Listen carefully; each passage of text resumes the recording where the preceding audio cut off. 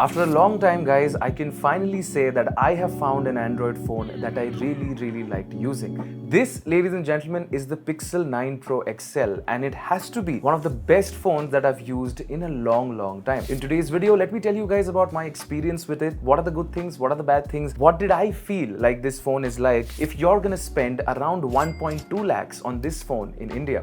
Make sure to drop a like, subscribe to the channel, press on the bell icon, and with that said, let's get started. As always, let's first start talking about the build quality and the feel of this phone. Now, this phone comes with Gorilla Glass Victus 2 on the back as well as on the front, and you get an aluminum frame on the sides. A phone that costs this much, I would have expected Google to go all out and get a titanium frame like the big dogs at Apple and at Samsung with their flagship lineup, but this time we don't really see things like that. Now, even though this phone comes with Victus 2 on the front, I have used it for a bunch of months, as I told you, and I really can't understand why there are so many scratches on the screen. I have been rocking it without a case just to test the durability of it, and while the back panel seems pretty good, on the front, on the screen, this phone does attract its fair share of scratches more than the other flagship phones that I have tested. Not really an area for concern, but something that you guys should know regardless. Now, with that out of the way, I have to say this phone feels like a premium smartphone every which way you hold it. I honestly think this feels more premium than the S24 Ultra and even more premium than my 15 Pro Max or even the 16 Pro Max, which is going to feel the same. The back has a soft matte touch finish to it, which feels really good. Couple that along with the chrome or the shiny silver elements on the sides and the camera module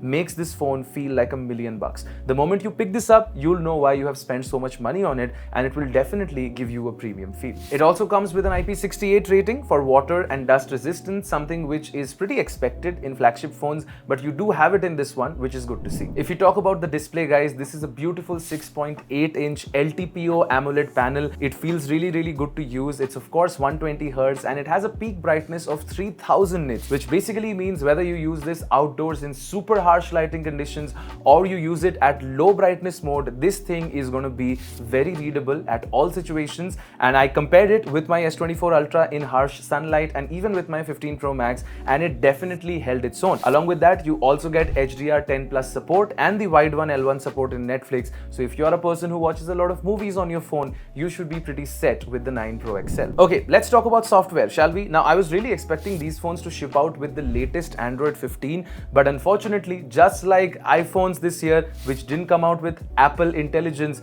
this phone also doesn't come out with Android 15 out of the box, even though I think the update should start rolling out in a week or two as of right now of shooting this video. But it comes with Android 14, runs on Material U, and as you guys know, because Google are the ones who have made Android and Google is the one who is making this phone, this is the perfect Android phone out there in terms of software. Whether it is the Gemini integration, AI features like Circle to Search, or simply the Material U home screen setup, all of these features make this phone really good. You might have heard about the Transcript app, which is the voice recorder app that summarizes transcripts with AI, and there are also a bunch of other features inside the camera for your magic editor and all of that, so that you can edit your photos with AI a little bit more. No matter what you talk about, this phone has it all, and the software experience is really top notch. This is what Pixel phones are made to be experienced with, so I would recommend, if you are someone who really wants their software experience to be very polished, the Pixel 9 Pro should be the one for you. But this software polish also comes at a cost, and that is performance. Now, this year Google has added the Tensor G4 chipset in this phone, and yes, it is better than before. Yes, it doesn't overheat as much as before, but at the end of the day, it's still a Tensor chip, and you can't really compare it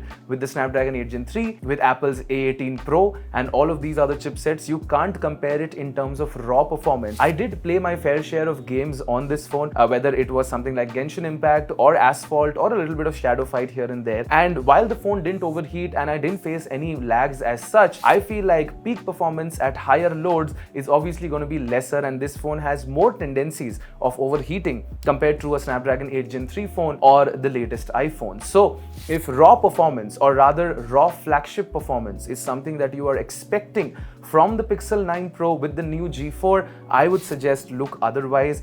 These chipsets haven't really had a great history, and unless Google proves itself itself otherwise, I wouldn't place my 1.2 lakhs in it if I wanted a performance heavy phone. A good thing is that no matter which storage variant you pick, the Pixel 9 Pro XL comes with 16 gigs of RAM, so that should help smooth things over a bit in terms of performance, but it still comes with the UFS 3.1 storage. I just don't get this, guys. I mean, UFS 4.0 is the standard now, especially if you're trying to sell a flagship phone in India. So this is something that should have been worked on by Google, but they decided to give us 3.1 storage, and that is what we are stuck with. Okay, I know you guys are waiting for this. Let's talk about cameras, shall we? Pixel phones are always known for their cameras, and this thing has 3 cameras out there, and all of them are fantastic. You get a 50 megapixel primary, which is going to be your wide sensor, a 48 megapixel 5x telephoto that will get you those zoomed shots, and another 48 megapixel ultra wide for sharp ultra wide photos. Along with that, you also get a little thermometer on the back, which I still think is a gimmick. It's as useless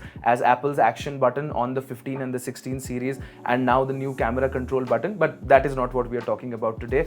But these cameras are really, really good. Now, this phone takes some of the best low light photos and daylight photos that I have seen come out of a smartphone ever. If you talk about color science, the colors are super accurate. Everything looks super like it does in real life when you see it, and I am just a fan of Pixel cameras. Now, they have a certain look to them because the photos are a little HDR-y or a little sharpened up. That's the Pixel look. You might like it or you might hate it, but it is definitely not something that you can say is a bad camera setup. Now, if we talk about video, they have improved. They also improved a lot with the Pixel 8 series. Dynamic range is off the charts, guys. It is nothing like I have ever seen before. No S24 Ultra or iPhone can come close to the dynamic range, but yes, videos are still unfortunately better on the iPhone. So if you're going to be someone who's going to look for a flagship phone and, you know, take a lot of videos with it, or perhaps you're a content creator who wants to shoot content for Instagram or just for your own use, if video is a concern, I would still spend those 1.2 lakhs on the new iPhone 16 Pro series or even the 15 Pro series, because video is still better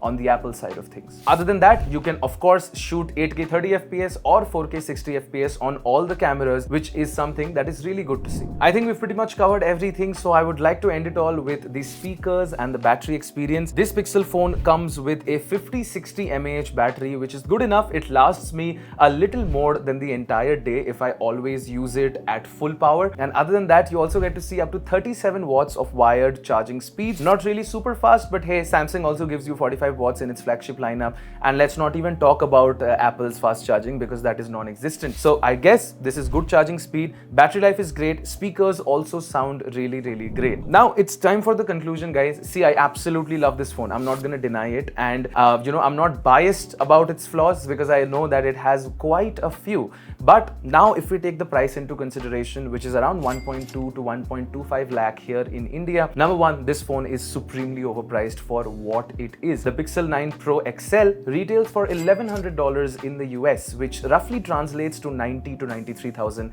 in our currency. Paying a delta of almost 25 to 30,000 more to get the same phone in a market where a flagship phone has to be a high performance phone doesn't really work. I think Google really needs to work on the pricing strategy and price their phones differently in our country like all other smartphone manufacturers have, and only then will the Pixel 9 Pro will have a fighting stance in today's market. So for the price, it's not worth it. It's a great phone, but for the price, go for the latest iPhone or just get the S24 Ultra, and that will be a more all-around good purchase for you guys. Very, very disappointing to say. I really love this phone, but I don't think all of you should go and get it. Well guys, that was my review of the Pixel 9 Pro XL. Let me know in the comments below if you are planning to pick this phone up or you already have it and you disagree with me. I would love to talk to you guys about this in the comments below. With that said, if you guys like the review, make sure to drop a like, subscribe to the channel, press on the bell icon so you don't miss any other notifications, and I will see you guys in the next one. This is Anubhav signing out. Take care of yourselves and peace out. Bye-bye.